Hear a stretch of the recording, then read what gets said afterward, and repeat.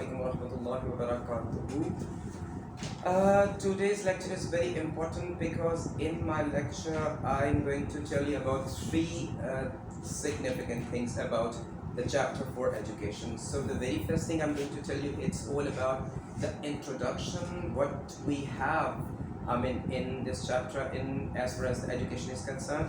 There are basic couple of theories about the role of education. One thing, I will give you a deep insight about the theories about the role of education. First thing. Second thing is, what functionalists think about education. As I mentioned earlier, it's all about the theories. So the first theory we have in reference to the role of education in the society is the functionalist theory.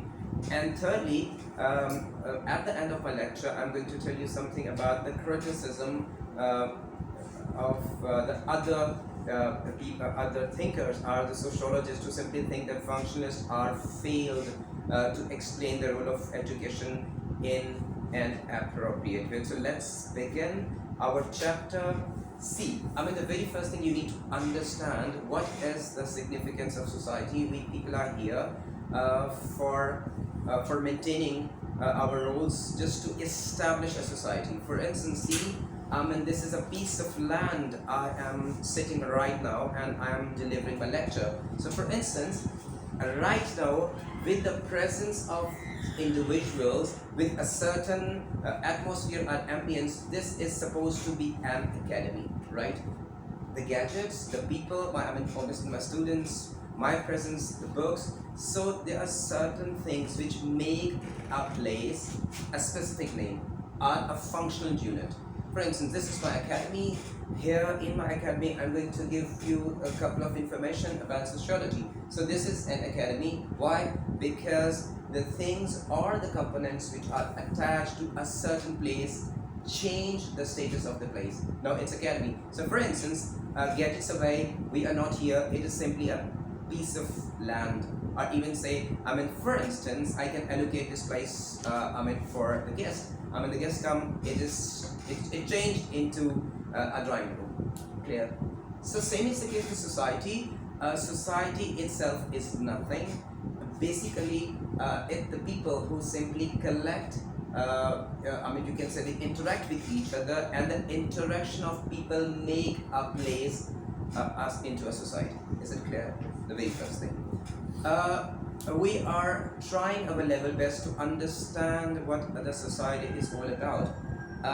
If you want to understand society, there is a subject which provides us the basic information, or the foundation to understand how the societies work. And the subject is sociology. Second thing. There are dozens and dozens of ways through which we can understand how a society can work. The function of the institutions of a society can be understood through different means. So there are theories. Very first, the theory which I'm going to discuss, explain and investigate is the functionalist theory. Functionalist, the approach is just to understand society by a tool or by a couple of tools, and the tools are considered to be the institution of the society. This is the most significant or the most important point we need to understand if we want to understand society in the view of functionalists. So first, what functionalists actually consider society, how they take on society, how they try to examine society. It is not possible to investigate a million of people. So there's a shortcut. There is a macro approach. The macro approach to investigate society is functionalist approach. In functionalist approach, we try our level best to investigate how society works with the help of institutions. So see that the population of Pakistan is 230 million, for instance. And in Pakistan you can say there are 23 institutions. So it is far more easier, according to functionalists, to investigate or understand society with the help of institutions. Clear? So basically this is called macro approach to understand a society. Investigation through institution. And there are so many institutions which play a very pivotal part And for instance, family is a institution which provide us the primary socialization. Education is an institute. Our religion is an institute. We categorize institutes into two ways: formal institutes or informal institutes. Informal institute means, for instance, religion is nothing to do with in most of the country, this is your personal issue, this is your personal interest, you want to follow a religion or not. So it doesn't have to do with the state, clear? So I'm talking about institutions. Family is an institution, religion is an institution, police is an institution, media is an institution, so the education is, clear? Right now our piece of cake is all about to understand how education works, one thing. Secondly, how significant a role education is performing in reference to develop value consensus. What is value consensus? You try your level best. It is the responsibility of education, according to functionalists, to gel most of the people together. So if you provide a cohesive force, a joining force within the society, so it will be easy for a society to prosper, to develop.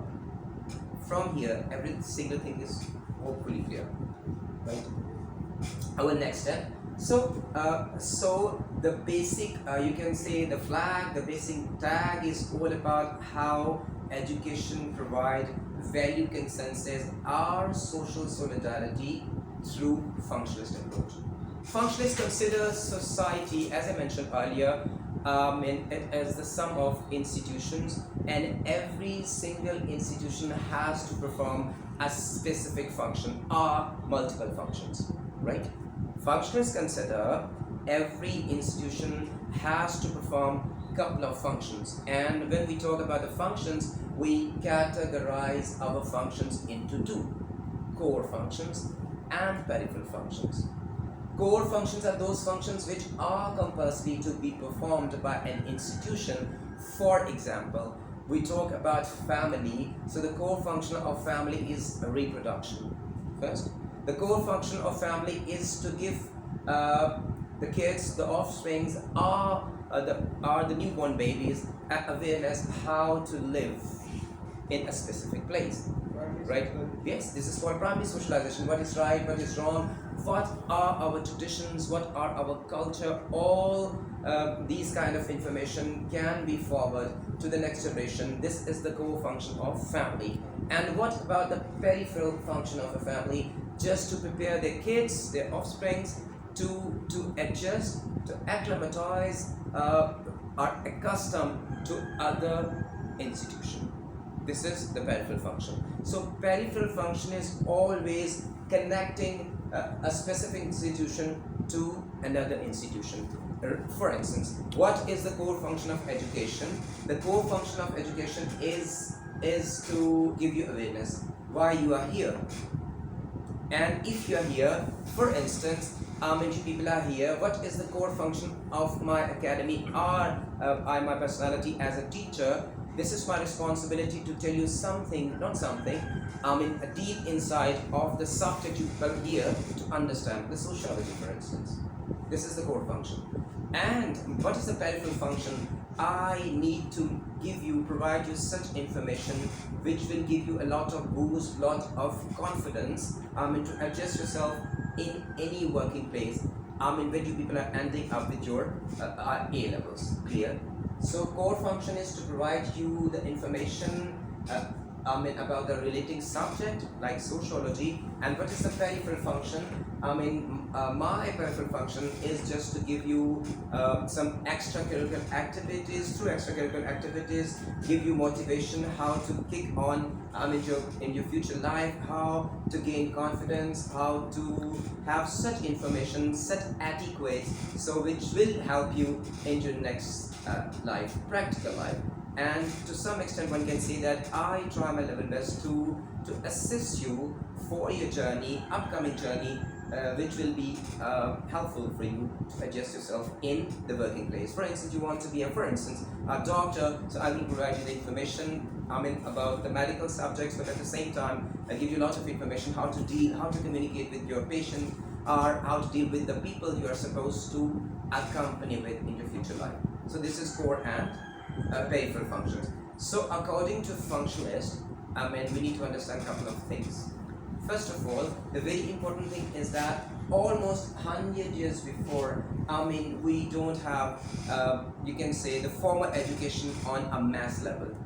There are very restricted people who had opportunity to study in colleges, in universities, and you can say the 100 years before, we don't have that much choices of subject. You don't have a lot of professions like today we have. For instance, you can be a doctor, engineer, IT specialist, accountant, pharmacist. There are dozens and dozens of professions which were not present a couple of years, or for instance 50 years even before. So the new term which were introduced decades before was a formal education. What is formal education? So according to a functionalist, formal education is a kind of education which will assist you, which will play a very important or pivotal part to make you adjustable in your future life, and you can play a very important part in the prosperity of the society. So basically, formal education is all about your part, your contribution in society through formal education. And how can you play your part?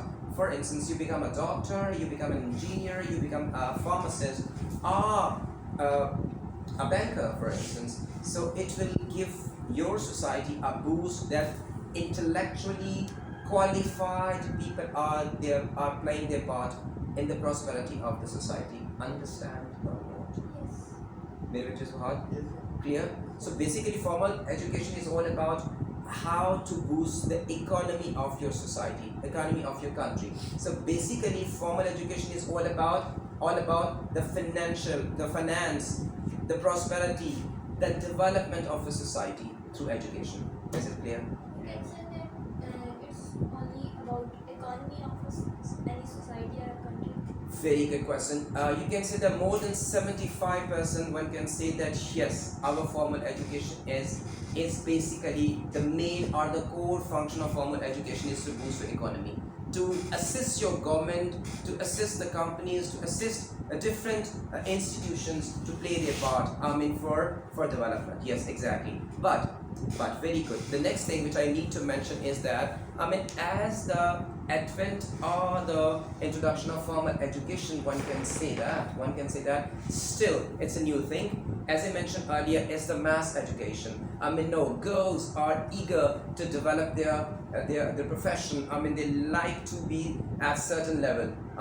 You can say a couple of decades before they hadn't the choice. No, they can get married at 30s. You know why? Because they try to establish themselves. They need to boost their career. They want to be something. One can say that. So that is the reason now girls are playing their part as well. So see, according to functionalists, this is a very important point I'm going to tell you.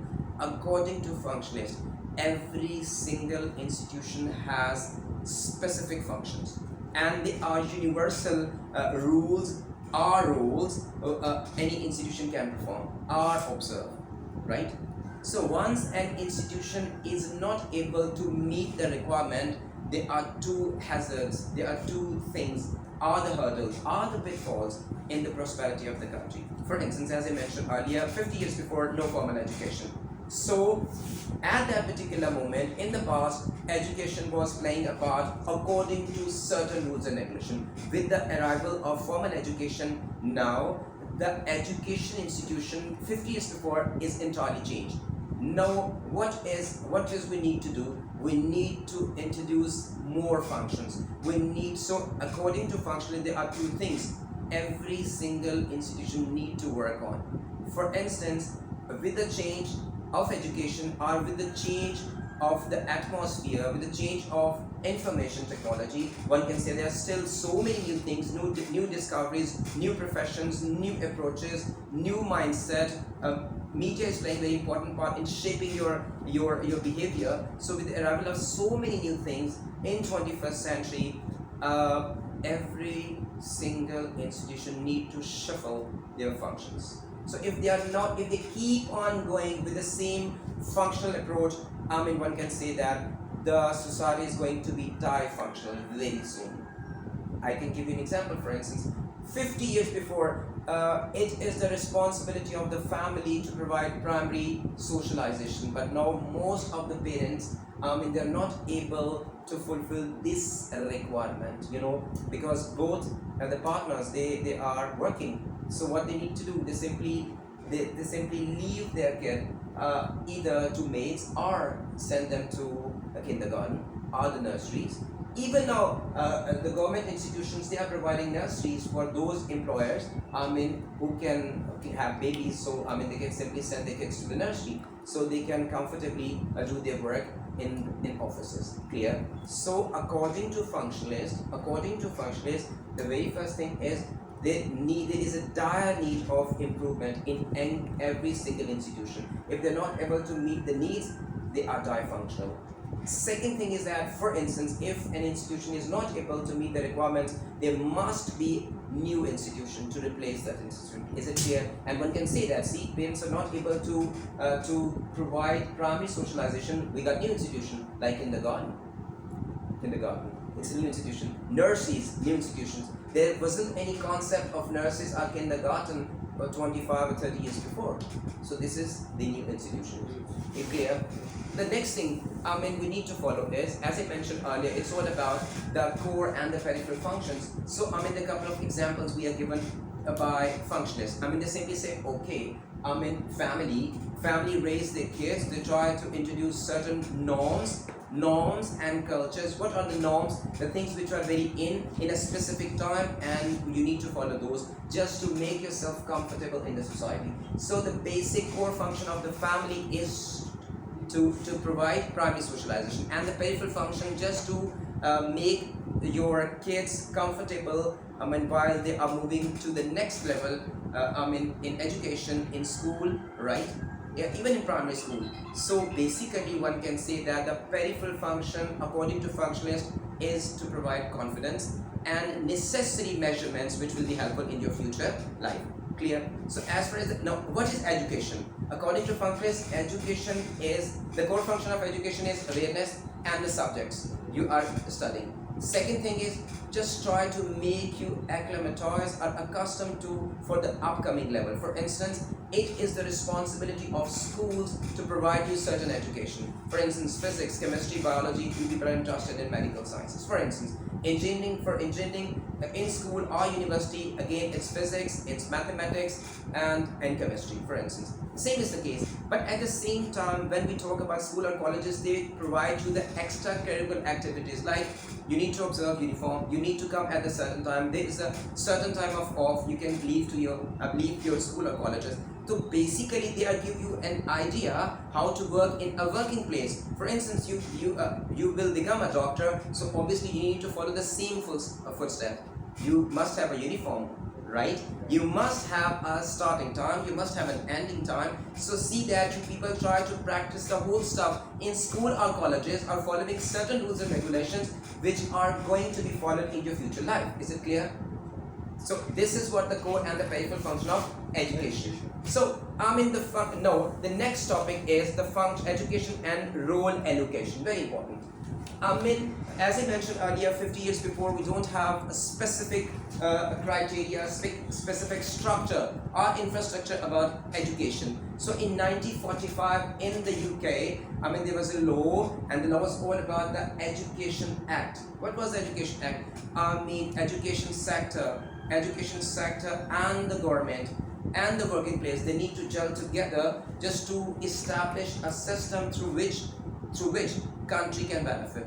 Different institution, different business can benefit. So there was a rule, there was a pattern. One can say that it was an educational system was developed in 1944 according to an act, and it was simply, you can simply say there were two types of students. The students, the people who are academic students. What are academic students?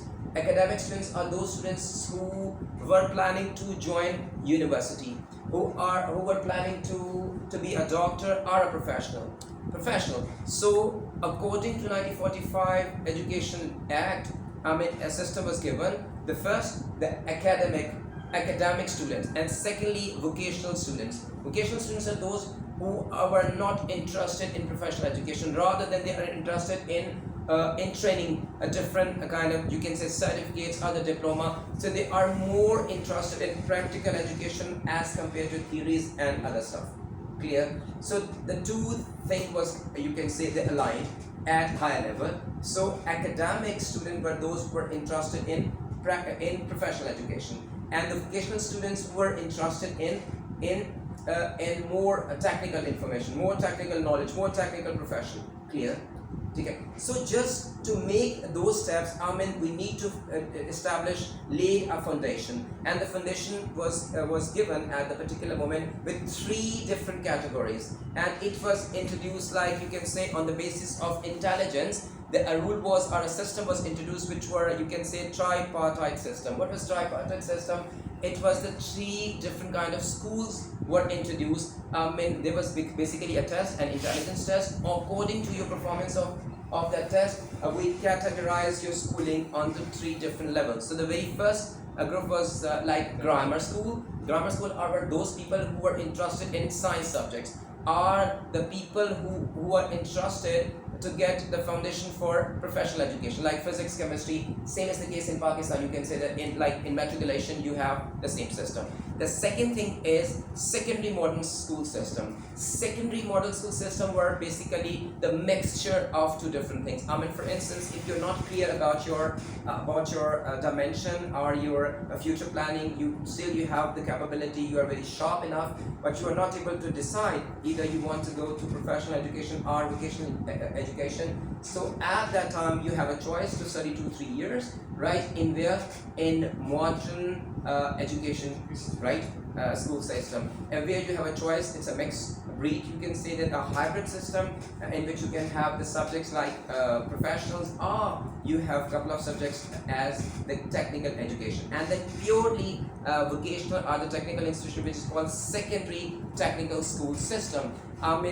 Though only those students were interested in that school system, who were interested to join in such institutions where they could learn technological or more technical information. Clear? So this system were introduced after 1964 according to Education Act, and still one can say that we are following the same system, like especially in Asia and even in Europe.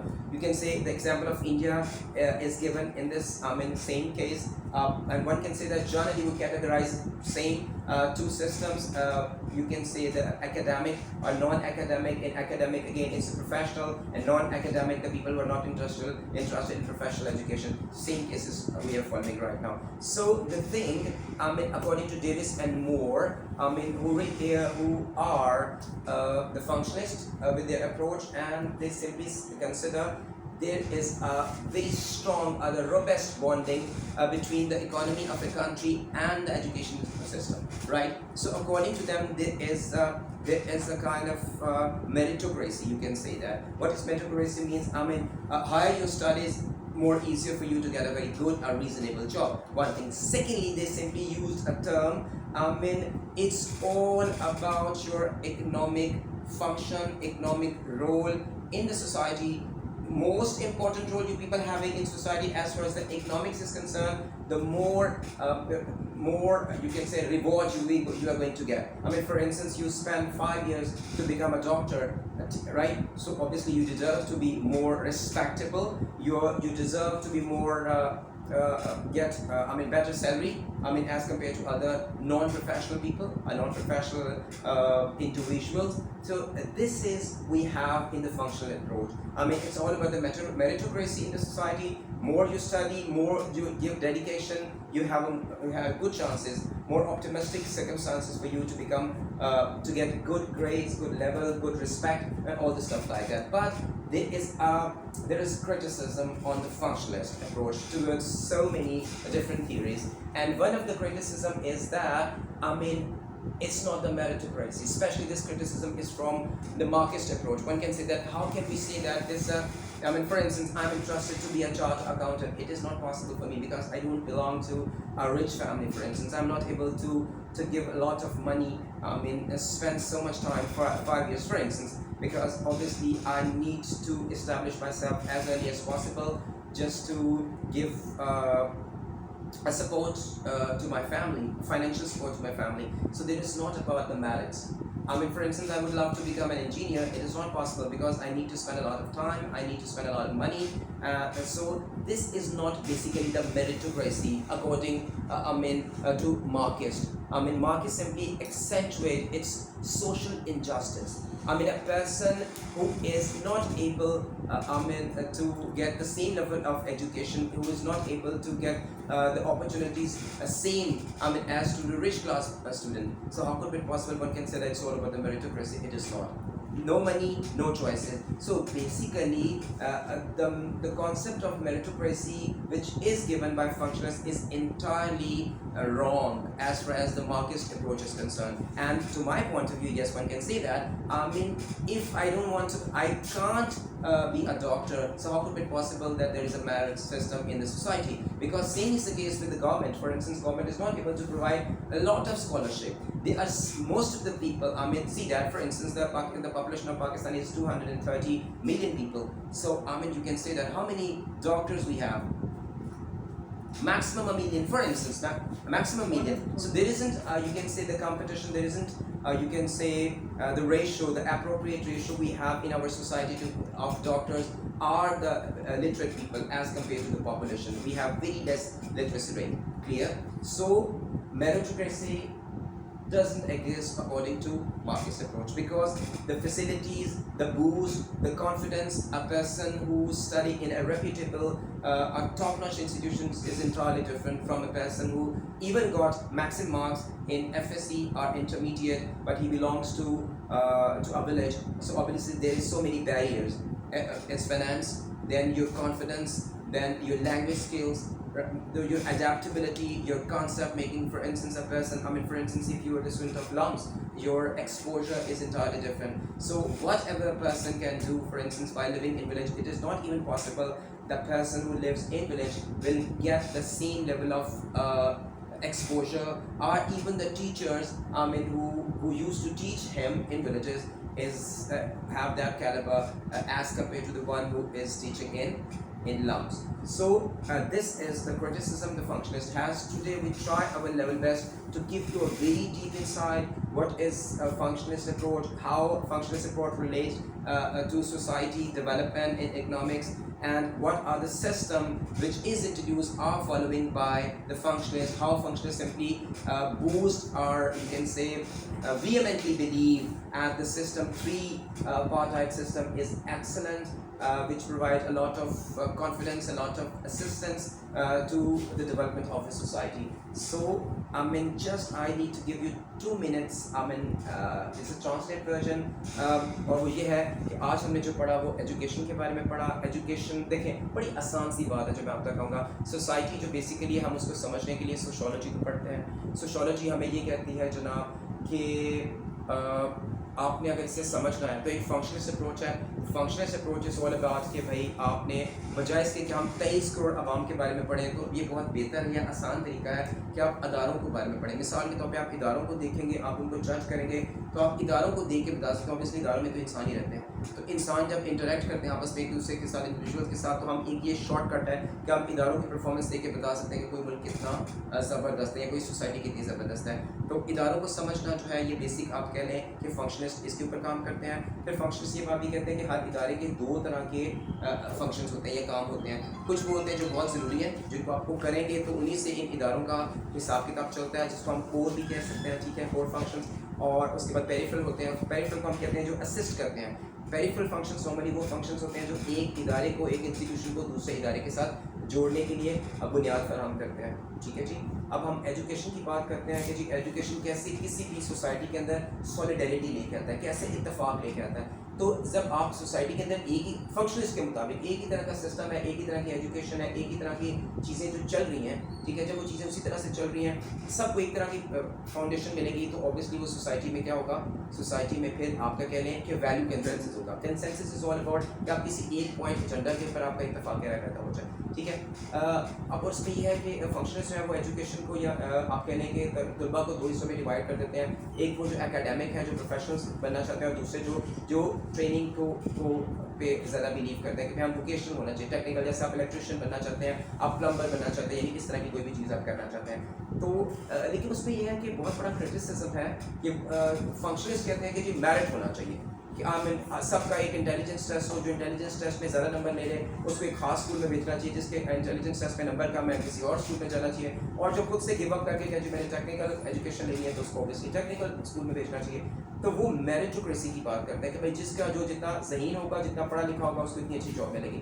لیکن جو مارکسٹ ہیں وہ اصل میں اس چیز کو negate کرتے ہیں, وہ اس کی نفی کرتے ہیں. وہ کہتے ہیں دیکھیے بات سنیں, ایک بندہ افورڈ ہی نہیں کر سکتا وہ ڈاکٹر بنے, تو وہ اس ریس پہ کیسے آ سکتا ہے. اب دیکھیں وہ انٹیلیجنٹ ہے, اس کا میرٹ بھی نام آتا ہے, اس کو اسکالرشپ نہیں مل رہا, کیا کریں, ٹھیک ہے. اب آپ یعنی سی اے کرنا چاہتے ہیں, چارٹرڈ اکاؤنٹنٹ بننا چاہتے ہیں, اتنا آپ کو پے کرنا پڑے گا. فار انسٹنس آپ کہاں سے پے کریں گے؟ تو جب آپ پے ہی نہیں کر سکتے تو آپ اس ریس میں نہیں آ سکتے ہیں. تو جب آپ اس ریس میں نہیں آ سکتے تو پھر میرٹوکریسی نام کی کوئی چیز موجود نہیں ہے. تو بیسیکلی آج ہم نے تھوڑی سی کوشش کی ہے, اس کو اچھے طریقے سے آپ نے دیکھا ہے. کل ہم ان شاء اللہ تعالیٰ جو ہے بالکل اسی طرح سے کوشش کریں گے مارکسٹ اپروچ کے بارے میں, کہ مارکسٹ جو اپروچ ہے وہ کیا چیز ہے, وہ ایجوکیشن کو کس طرح سمجھتے ہیں, اور وہ کون کون سے پلس پوائنٹس ہیں جو مارکسٹ دیتے ہیں, جو کہ فنکشنس کے بالکل اگینسٹ ہیں, اور جو کہ سوسائٹی کے اندر بہت ضروری ہے, ہمیں ان کو بھی امپلیمنٹ کرنا چاہیے. ابھی ہم رائٹ میں ہم دیکھیں تو دیکھیں آپ کہہ سکتے ہیں کہ چائنا کے اندر جو ہے وہ مارکسٹ اپروچ چلتی ہے, ٹھیک ہے. کمیونزم ہے, وہ لوگ کمیونسٹ ہیں, تو اوبیسلی وہ بڑی زبردست ترقی کر رہا ہے, ٹھیک ہے. وینزویلا کے اندر ہے, رشیا کے اندر ہے. تو ہمارے سامنے کچھ ماڈلس ہیں ایسے کہ جو مارکسٹ اپروچ کو فالو کرتے ہیں, اور I mean obviously they are considered to be developed country, and hopefully very soon they are one of the best, are the leading trading countries in the world, especially in reference to China as well. So آپ کا بہت زیادہ خیال رکھیے گا. اور میں بیٹے ایک چیز میں آپ سے بھی کہنا چاہتا ہوں, بیٹے فیڈ بیک ضرور دیا کریں. اتنا میری آئی وش کہ آپ لوگ کوشچنز ریز کریں کہ یہ ایسے کیوں ہے, ایسے کیوں ہے, تو پھر ہم اس کو کمنٹ سیکشن میں آپ مجھے لکھیں, تو میں کوشش کروں گا پھر اپنی اپ کمنگ ویڈیوز میں ان کو آنسر کرنے کے لیے. Take great care of yourself, اپنا بہت خیال رکھیے گا. نیکسٹ ویڈیو تک جزاک اللہ اور فی امان اللہ.